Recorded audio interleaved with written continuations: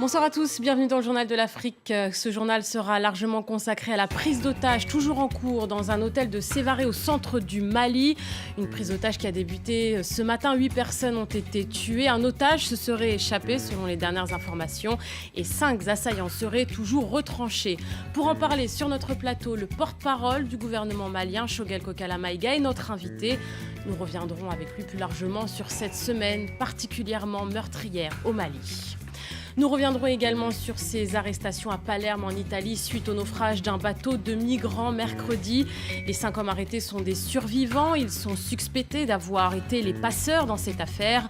Nous vous proposerons le reportage de notre correspondant en Tunisie sur une association qui tente de dissuader les candidats à l'immigration clandestine. Et puis en RDC, le procès des militants pro-démocratie des groupes Filimbi et de la Lucha a finalement été suspendu. Arrêté mi-mars à l'occasion d'une rencontre sur la bonne gouvernance, les 2 militants sont accusés d'atteinte à la sûreté de l'État. Les précisions de notre correspondant à Kinshasa dans ce journal. Mais l'actualité du continent ce soir est donc marquée par cette prise d'otage toujours en cours dans le centre du Mali, dans la commune de Sévaré. 5 assaillants seraient toujours retranchés dans un hôtel fréquenté généralement par le personnel de la MINUSMA. Un otage se serait échappé, même si les informations concernant le déroulé des opérations est difficile à obtenir, tout comme les images. France 24 a eu accès à quelques photos du siège de l'armée malienne qui a sécurisé le périmètre depuis ce matin. Le premier bilan fait état de 8 morts, dont 5 soldats maliens et 3 assaillants. Pour en parler, notre invité, Choguel Kokala Maïga, bonsoir. Vous êtes le porte-parole du gouvernement malien. Merci d'avoir accepté notre invitation. Ce soir, quelles sont vos dernières informations sur cette prise d'otage ? Merci madame. Je voudrais commencer par avoir une pensée pieuse pour tous ceux qui ont perdu leur vie dans cette prise d'otage, notamment nos soldats qui se battent pour la sécurité de l'ensemble des Maliens et de leurs biens. Cette prise d'otage rentre dans la stratégie des terroristes contre lesquels le peuple malien tout entier est mobilisé, avec la communauté internationale à ses côtés, notre armée avec son chef suprême, le président Ibrahim Boubacar Keïta. Et ce combat a plusieurs facettes. C'est un combat asymétrique, c'est une lutte asymétrique que nous menons contre le terrorisme. Et les résultats que vous venez de donner, les bilans sont provisoires. Je dois dire que notre armée a sécurisé les lieux depuis le matin. Vous avez un ratissage de toute la zone pour sécuriser toutes les zones d'entrée et de sortie de la ville, tous les grands bâtiments stratégiques. Et donc nous attendons que le processus se termine pour donner un bilan définitif. Est-ce qu'un assaut est prévu ? Cette prise d'otage dure depuis à peu près maintenant 14 heures. Évidemment, c'est des sujets qui relèvent des forces de sécurité sur lesquels je pense qu'il n'est pas nécessaire de s'étendre. J'imagine que ceux qui s'occupent de ces questions savent comment faire leur travail. Nous sommes chargés de communiquer, d'expliquer à notre population et à la communauté internationale ce qui se passe autour de nous, qui est une lutte contre le terrorisme, une lutte du peuple malien contre le terrorisme, une lutte de la communauté internationale contre le terrorisme. Vous voulez être prudent sur la tactique de l'armée malienne, on le comprend.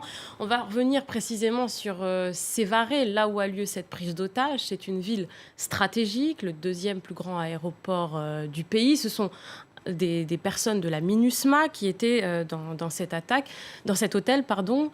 Comment cette attaque a pu être possible avec autant de présence militaire dans cette ville ? Vous savez, la guerre asymétrique a cette caractéristique, c'est que les ennemis ne viennent jamais de là où on les attend. Et nous sommes une population diverse, une population, pour ainsi dire, multicolore. Et vous savez que les ennemis de la paix aujourd'hui recrutent dans toutes les couches de la population. Au début, les gens pensaient que c'était uniquement les populations du nord du Mali. Mais aujourd'hui, les ennemis de la paix, les terroristes se recrutent dans toutes les communautés. Et ce qui fait qu'on ne peut pas sécuriser tous les coins, on ne peut pas imaginer à tout moment que les terroristes sont partout. Mais je dois dire que nos forces armées de sécurité ont fait preuve de vigilance parce que cette opération, dès que les premières annonces ont été faites, elle a pris ses responsabilités. Et ce que vous suivez actuellement en direct montre clairement que nos forces armées de sécurité sont déterminées à lever le défi que l'histoire leur a opposé. Et malheureusement, cette prise d'otage fait suite à une semaine particulièrement meurtrière pour votre pays. Il y a eu cette double attaque dimanche dernier à Gao, des militaires maliens tués en début de semaine à Gourmararousse. On sait aussi que le président malien, Ibrahim Boubacar Keïta, a annulé son voyage en Égypte. Il devait participer à l'inauguration du canal de Suez. Il a annulé ce voyage pour raison de sécurité interne. Est-ce que vous, gouvernement malien, vous étiez particulièrement visé par des menaces ? Vous savez, le président Ibrahim Boubacar Keïta, dès son installation à la tête de l'État malien, a fait sa dédicace pour la paix. Et rarement dans l'histoire de notre pays, pour ne pas dire jamais, l'armée malienne n'a été autant au centre des préoccupations du chef de l'État. Mais vous savez, comme je vous le disais tantôt, nous faisons face à une guerre asymétrique qui, par définition, est imprévisible dans sa conduite. Donc il n'y avait pas de menace, ces attaques se suivent de manière fortuite. Le terrorisme aujourd'hui menace partout, dans tout le monde. Et le Mali est une cible particulière.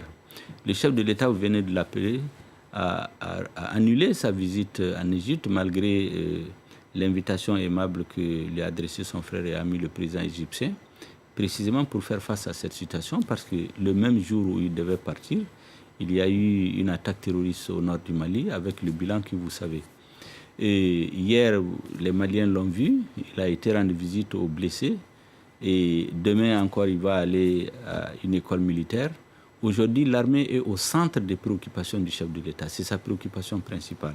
Et quels sont l'ensemble ces ennemis des chefs d'État de la sous-région d'ailleurs lui ont manifesté, les coups de fil n'ont cessé depuis 2 ou 3 jours, ils ont manifesté leur solidarité. Les chefs d'État africains, les autres chefs d'État de la communauté internationale, ce qui montre aujourd'hui qu'on a à la tête du Mali un président qui tient bien la barque, qui a fixé le cap pour son armée et pour le gouvernement. Est-ce que le Mali connaît ses ennemis ? Il y a eu des tensions, il y a eu des attaques entre groupes rebelles Touareg. Cette semaine, les attaques ont été revendiquées par le groupe AQMI. Ce soir, on ne sait pas encore qui est à l'origine de cette prise d'otage. Est-ce que le Mali connaît vraiment ces personnes qui l'attaquent ? Le Mali est en guerre contre le terrorisme. Et le terrorisme a plusieurs facettes. Je dois d'ailleurs saisir l'occasion pour lancer un appel à nos frères des mouvements armés qui ont signé l'accord de paix issu du processus d'Alger pour qu'ils se démarquent par des prises de position très claires aujourd'hui pour dire qu'ils n'ont rien à voir avec le terrorisme parce qu'il s'agit aujourd'hui de faire la part entre ceux qui veulent la paix et ceux qui ne veulent pas la paix. Ceux qui veulent la paix, c'est le Mali, la communauté internationale, la population malienne, plus naturellement, et nous sommes convaincus, les mouvements qui viennent de signer la paix. Il faut donc que ceux-ci se retrouvent du même côté, toute la classe politique, opposition et majorité confondues, pour que notre peuple parle d'une même voix contre le terrorisme qui est dans l'autre camp. Voilà comment la situation se présente aujourd'hui. Vous en appelez donc à l'unité nationale. Merci beaucoup, Shogel Kokala-Maïga, d'avoir été notre invité. Merci beaucoup. Merci. L'unité nationale, nous devons parler d'une seule voix. Nous comptons sur le soutien de la communauté internationale avec le chef de l'État en tête de notre pays qui a décidé de faire de la pacification du pays une de ses priorités. Merci beaucoup. Merci beaucoup. Merci. On passe au reste de l'actualité du continent. 5 hommes ont été arrêtés aujourd'hui à Palerme, soupçonnés d'avoir été les passeurs du bateau qui a fait naufrage mercredi au large de la Libye. 200 personnes ont perdu la vie et ces hommes sont âgés entre 21 et 24 ans. Selon certains témoignages, ils auraient embarqué 650 personnes qui leur auraient payé chacune environ 1 000 €. Ces 5 jeunes hommes que vous voyez en ce moment à l'écran risquent des poursuites pour homicide avec circonstances aggravantes et aide à l'immigration clandestine. Malheureusement, ces drames de l'immigration clandestine ne freinent pas le désespoir de ceux qui désirent coûte que coûte se rendre en Europe. Mais voyez ce reportage de nos correspondants en Tunisie. Ils ont suivi une association qui tente d'offrir des alternatives aux jeunes pour les empêcher de partir. Sandro Lutens avec Hamdi Tlili et Célia Caracena. Pas de boulot, un ennui quotidien. Il y a quelques mois encore, Farouk et les jeunes de son quartier ne rêvaient que d'une chose, l'Europe, la promesse d'un Eldorado. Tous les matins, je me réveille. Je traîne dans le quartier, je passe du temps avec mes amis, je rentre chez moi, je mange, puis je reviens au quartier. C'est comme ça tous les jours, il n'y a rien de nouveau. Le départ, il l'a tenté plusieurs fois, sans succès. C'était avant qu'il découvre l'association La Terre pour tous. C'est ici qu'il a changé d'avis, ici qu'il s'est mis au théâtre. La tête et le cœur de l'association, c'est lui, Imed. En plus de son travail de réparateur de téléphone, il passe beaucoup de temps avec ces jeunes et veut retenir ceux qui souhaiteraient embarquer vers le cimetière marin. Imed a lui-même perdu son neveu. Il s'est noyé dans la Méditerranée. Je travaille avec ces jeunes pour donner ce message, pour leur dire vous pouvez travailler, vous pouvez faire beaucoup en Tunisie, vous pouvez être positif en Tunisie, pourquoi vous lâchez-vous dans la mer Méditerranée? Et comme ça, on peut leur donner une confiance pour combattre cette vie. Dessin, théâtre, boxe, musique, les activités gratuites de l'association attirent les jeunes du quartier en manque d'espace culturel. Le jeune Sama, alias Double Dragon, s'y est trouvé une passion pour le rap. Et il a lui aussi laissé tomber ses plans de départ. Toutes ces choses que nous racontent ceux qui sont partis en Europe. Ils parlent de jolies filles, de tonnes d'argent. Tout ça, ce sont des bobards. La vie est meilleure en Tunisie. La possibilité d'une vie en Tunisie, un message de prévention délaissé par l'État. Son association, Imed l'a installée entre deux quartiers populaires du Grand Tunis. Et si pour Farouk, la galère du chômage n'est pas résolue pour autant, il garde au moins les pieds sur terre. En République démocratique du Congo, la justice a décidé de suspendre le procès de 2 militants pro-démocratie qui comparaissaient ce matin. Arrêtés mi-mars à l'occasion d'une rencontre du groupe Filimbi sur la bonne gouvernance, les 2 militants sont accusés d'atteinte à la sûreté de l'État. Les précisions de Thomas Nicolon.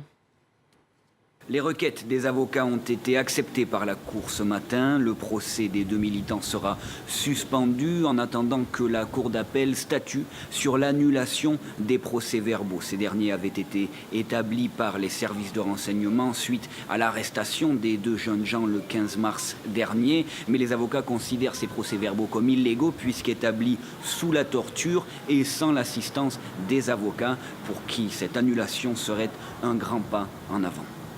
L'annulation de ces procès-verbaux constituera un signal fort que la justice congolaise lancera aux services de sécurité, à savoir les services de l'ANR, pour qu'ils sachent que le respect des droits fondamentaux des personnes interpellées, arrêtées ou détenues constitue une des priorités importante dans la construction d'un état de droit en RDC. De nombreuses voix se sont élevées ces dernières semaines pour demander la libération des 2 militants. Une commission d'enquête parlementaire a même conclu qu'il était impossible de prouver la visée terroriste du groupe Filimbi, ce groupe pro-démocratie auquel appartiennent les activistes aujourd'hui derrière les barreaux. Le gouvernement de RDC doit manier ce dossier avec beaucoup de précaution, lui qui est accusé par beaucoup d'ONG de multiplier les violations des droits de l'homme dans le contexte de processus électoral qui va mener le pays à la présidentielle de novembre 2016.